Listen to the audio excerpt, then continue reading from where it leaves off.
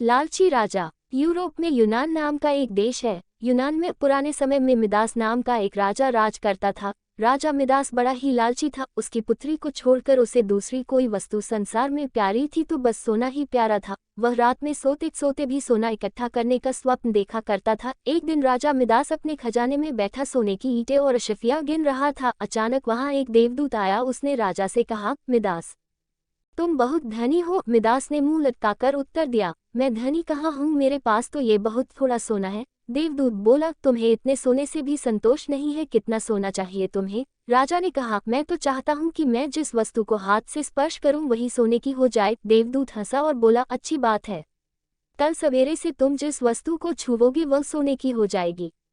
उस दिन और रात में राजा मिदास को नींद नहीं आई। वह सुबह उठा, उसने एक कुर्सी पर हाथ रखा, वह सोने की हो गई। एक मेज को छुआ, वह सोने की बन गई। राजा मिदास प्रसन्नता के मारे उछलने और नाचने लगा। वह पागलों की भांति दौड़ता हुआ अपने बगीचे में गया और पेड़ों को छूने लगा। फूल, पत्ते, डालियां, गमले छुए, सब सोने के हो गए, सब चमाचम चमकने लगा। मिदास के पास सोने का पार नहीं रहा। दौड़ते उछलते में मिदास थक गया। उसे अभी तक ये पता ही नहीं लगा था कि उसके कपड़े भी सोने के होकर बहुत भारी हो गए हैं। वह प्यासा था और भूख भी उसे लगी थी। बगीचे से अपने राजमहल लौटकर एक सोने की कुर्सी पर बैठ गया। एक नौकर ने उसके आगे भोजन और पानी लाकर रख दिया, लेकिन जैसे ही मिदास ने भोजन को हाथ लगाया वह भोजन सोने का बन गया। उसने पानी पीने के लिए गिलास उठाया तो गिलास और पानी सोना हो गया। मिदास के सामने सोने की रोटियां, सोने के चावल, सोने के आलू आदि रखे थे। वह भूखा था, प्यासा था, सोना चबाकर उसकी भूख नहीं मिट सकती थी। मिदास रो पड़ा। उसी समय उसकी पुत्री खेलते हुए वहां आई। अपने पिता को रोते हुए देखकर पिता की गोद में चढ़कर उसके आंसू पहुंचने लगी। मिदास ने पुत्री को अपनी छाती से लगा लिया,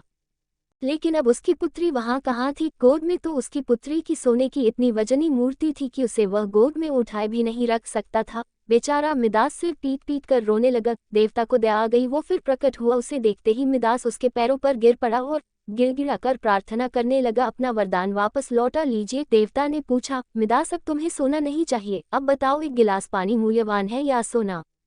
कपड़ा, रोटी मूल्यवान है या सोना? मिदास ने हाथ जोड़कर कहा, मुझे सोना नहीं चाहिए। मैं जान गया हूँ कि मनुष्य को सोना नहीं चाहिए। सोने के बिना मनुष्य का कोई काम नहीं अटकता। एक गिलास पानी और एक टुकड़े रोटी के बिना मनुष्य का काम नहीं चल सकता। अब सोने का लोभ नहीं करूंगा। देवदूत ने एक कटोरे में जल दिया और कहा, इसे सब पर छिड़क दो। मिदास ने वह जल अपनी मेज पर, कुर्सी पर, भोजन पर, पानी पर और बगीचे के पेड़ों पर छिड़क दिया। सब पदार्थ पहले जैसे थे वैसे ही हो गए। कहानी की शिक्षा। दोस्तों, इस कहानी से हमें ये शिक्षा मिलती है कि मनुष्य चाहे कितना भी अमीर और कितना भी गरीब हो, उसे कभी भी लालच नहीं करना चाहिए। अत्यधिक लालच करने से उसके पास जो होता है वह उसे भी गवा देता है।